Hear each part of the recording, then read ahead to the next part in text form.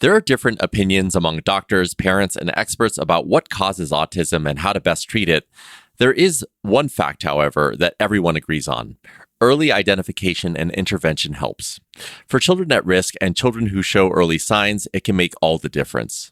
We're going to learn more about it today with Dr. Emily Lowell, a psychologist with Prisma Health. This is Flourish, a podcast brought to you by Prisma Health.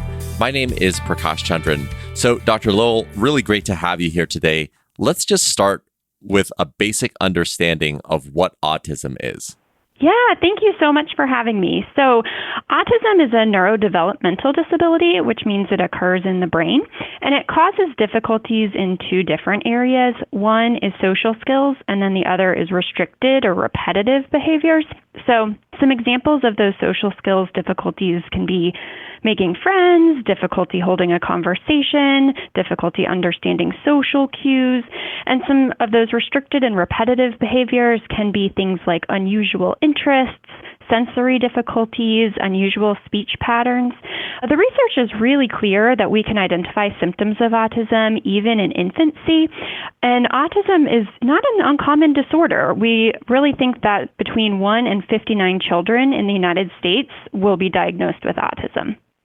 Yeah, so one of the things that you mentioned were symptoms. And as a parent, that's what I think about. What are the signs and symptoms that I should be looking out for that might indicate that my child has autism? Is that something that you can speak to?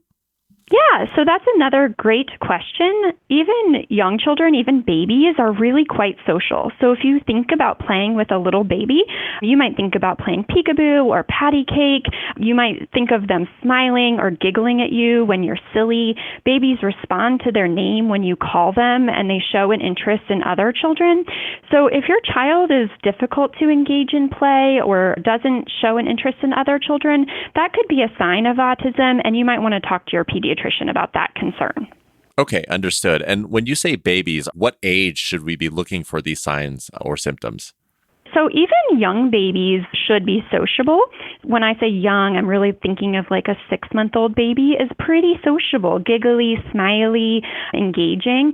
And the research is really quite clear that we can identify autism as young as 18 months. And so if you're having concerns when your child is a baby, I would certainly suggest talking to your pediatrician.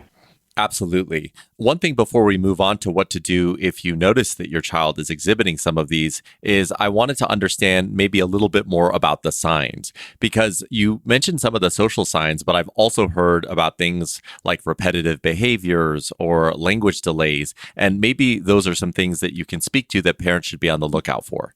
Yes, children with autism sometimes have different restricted or repetitive behaviors.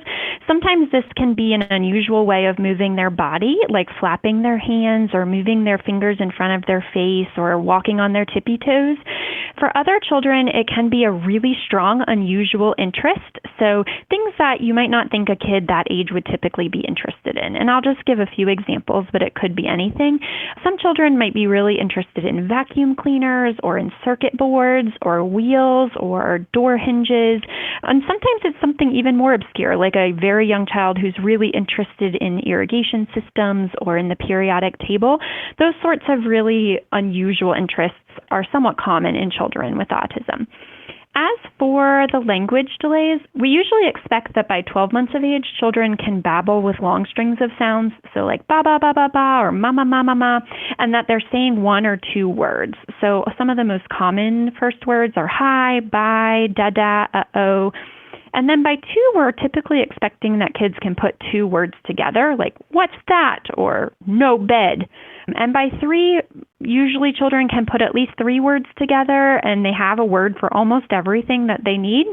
And then by 4, most children can use about 4 sentences at a time and ask questions.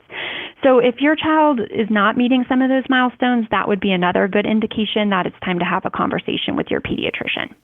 Yeah, I was just going to ask you about that. So, if my child is exhibiting some of the symptoms that you're talking about, or I'm concerned that my child may have autism or a autism spectrum disorder, what should I do?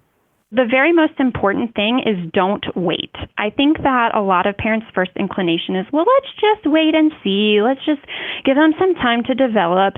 And what we know is that early intervention is critical. So the sooner we can identify those young children and provide the right therapies and the right services, the better those long-term outcomes will be. So a great first step is to talk to your pediatrician because they should be well-versed in those developmental milestones and can help determine the best next steps.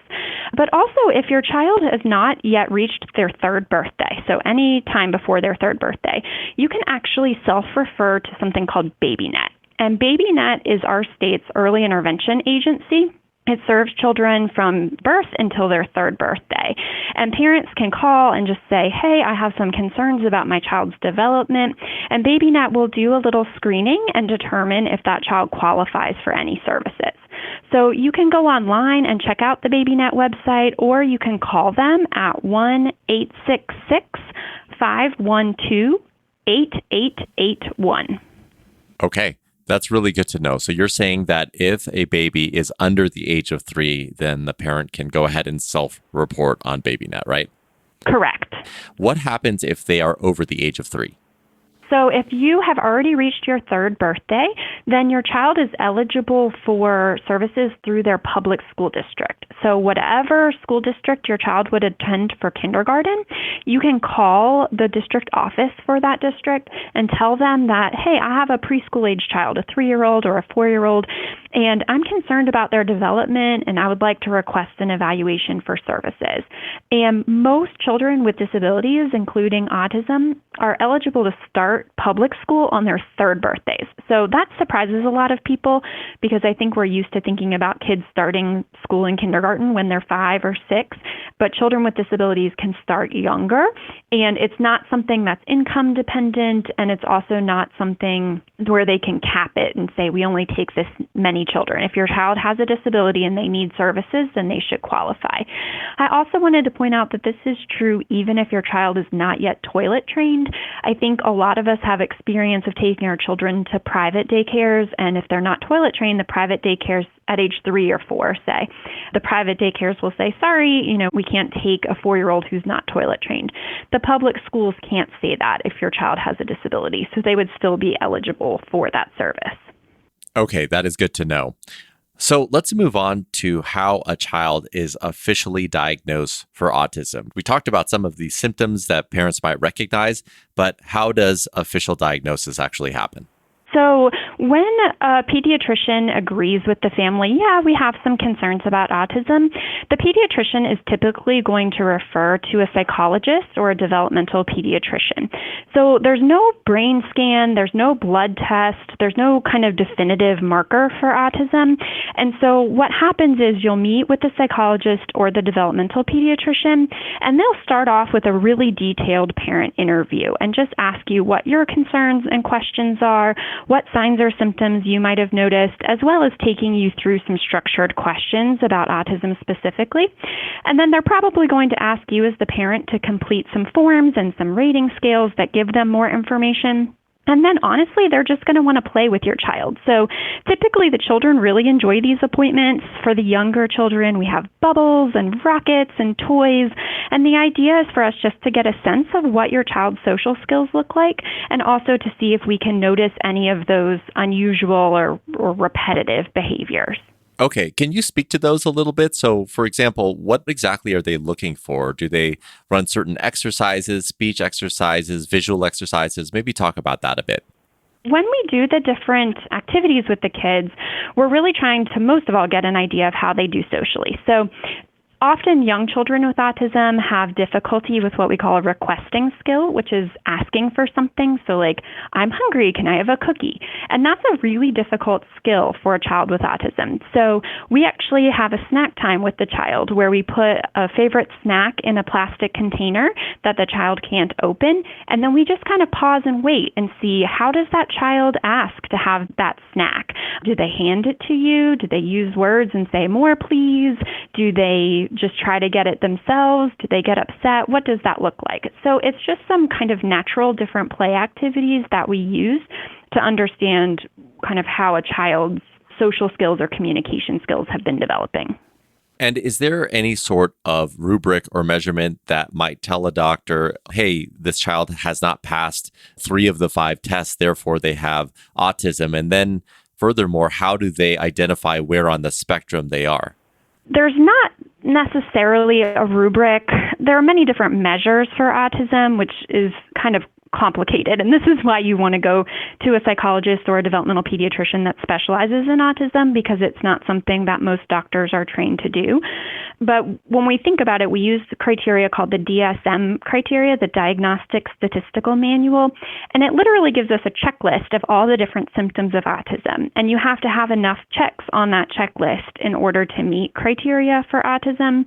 And so the psychologist or the developmental pediatrician would try to collect information from a variety of different sources so that they can accurately fill out that checklist. In terms of where a child is on the spectrum, that's probably the question that I get asked the most from parents who have a child with a new autism diagnosis. And it's also the most complicated question to answer because autism, I think a lot of us like to think of it as occurring on a continuum or like a number line, and that's not really how autism works. So autism can impact a lot of different areas of development: social skills, language skills, cognitive skills, fine motor skills, a whole bunch of different areas. And so it's more multidimensional than just being like, okay, are you high or low? And because of that, it's kind of hard to sum up in one term where that child, quote unquote, is. Okay. Definitely. That's very helpful to understand. And I know that you might not have the exact answer here, but what do we know about what causes autism? The literature doesn't have a good answer to that question overall. What we do know is that there's a genetic component to autism. And I think a lot of times when I say this to parents, they're like, but I don't have autism, and, the child's dad doesn't have autism. And it's not necessarily something that's been inherited from the parent. Sometimes it is, but other times it's something that is just encoded in the child's genes. So when those chromosomes come together, if a little tiny piece of DNA gets duplicated or gets deleted, sometimes those types of mutations can cause autism symptoms. And the field of genetics in autism is really rapidly developing, and so we're learning a lot more about causes of autism, but we do overall know that there's usually a genetic component. One other thing I think is really important to mention now is that we know that vaccines do not cause autism. So the original study that found the connection between vaccines and autism has been recalled because it was found that that researcher had falsified all of his data. And since that time, they've tried to find a link between autism and vaccines, and they've done tons and tons and tons of studies and have never been able to demonstrate a link between vaccines and autism. So this is a plug to get your children their normal vaccinations, and you don't have to be frightened that that might be a cause of autism. I was just going to ask you about that component of it because I had heard that it'd been disproven, but it's amazing how long false information can persist for. So I'm really glad that you cleared that up. Yes, absolutely. I appreciate the opportunity to dispel that myth at any turn. And then finally, one last thing I wanted to say about causes of autism is that we know it's nothing that the mother or the father did or did not do. I think a lot of times parents, especially moms, carry a lot of guilt of, oh, it must have been something I did during pregnancy, or it must have been something I did when they were a baby, or, I've done this thing wrong. And really, the research doesn't show anything that mothers or fathers have done or not done that would have caused autism in their child. Understood. And one thing I'd like to just address broadly is if a child has autism, I think one thought for a parent is what type of life is my child going to have? Are they going to live a fulfilled and enriched life because of this condition? Is this something that you can speak to? Absolutely. I'm so glad you asked that question. And I understand that I come from a point of privilege in answering this and that I don't have a child with autism, but as a professional who works with children with autism all day, I love kids with autism. I think that the neurodiversity that they bring and the value that they bring to our world and to the community and the way that they see things and understand the world around them is really quite beautiful. And so absolutely, individuals with autism can live a wonderfully fulfilling life. Also, many individuals with autism grow up to be fully functional, independent adults. They get married, they graduate graduate from high school and college. They have children, they buy houses, they run Fortune 500 companies. So really having a diagnosis of autism doesn't take anything off the table for that individual. It just helps us understand what kind of services and supports that child may need to flourish.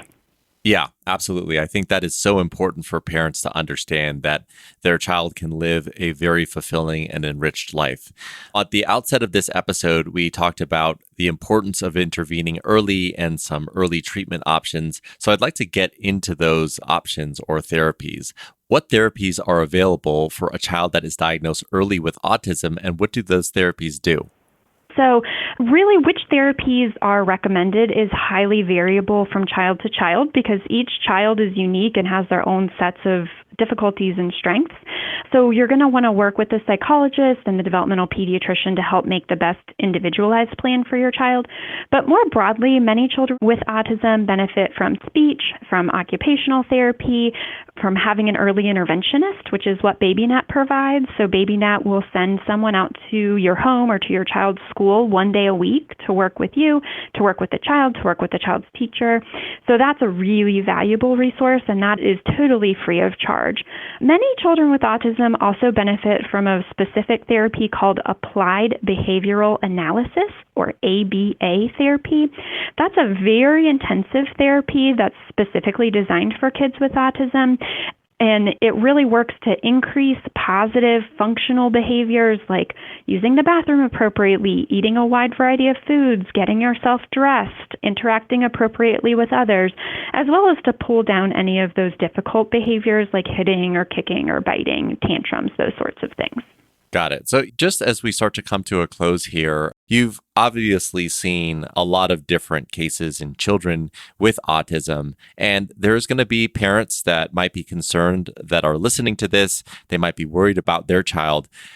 After everything that you've seen, after all of the patients and children that you've seen, if you had one piece of advice or one thing that you could share with the parents that are listening to this, what might that be? I think if I could give parents one take-home message, it would be an old adage that goes, if you've met one child with autism, you've met one child with autism. And that really resonates with me because no two children or no two adults with autism are alike. There's just such diversity and such value across all individuals with autism. And that parent still has the same child that they walked into my office with, the same wonderful child with the same wonderful qualities. And having autism doesn't change that. Well, Dr. Lowell, I think that is a fantastic place to end. Thank you so much for your time. Yes, thank you so much for having me. That's Dr. Emily Lowell, a psychologist with Prisma Health. If you have concerns that your child might have autism, you can go ahead and search the web for BabyNet, or you can call 866-512-8881. For more general information, you can visit our website at prismahealth.org. And to listen to other podcasts just like this one, you can head on over to prismahealth.org/flourish. This has been Flourish, a podcast brought to you by Prisma Health. My name is Prakash Chandran. Thank you so much, and we'll talk next time.